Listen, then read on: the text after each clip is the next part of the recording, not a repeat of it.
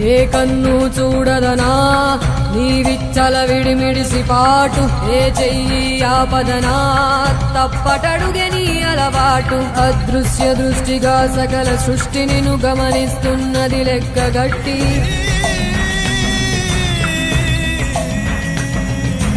ఎంత బతుకు నీదెంత బతుకువో గుప్పెడు మెతుకుల కడుపు కొరకు ఎన్నాటలు వేటలు అవసరమా మనుజా మనుజా.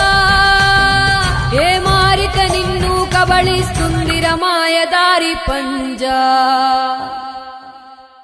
కోరికొని తెచ్చుకో మాకు కర్మ, దాన్ని విడిపించుకోలేదు జన్మ.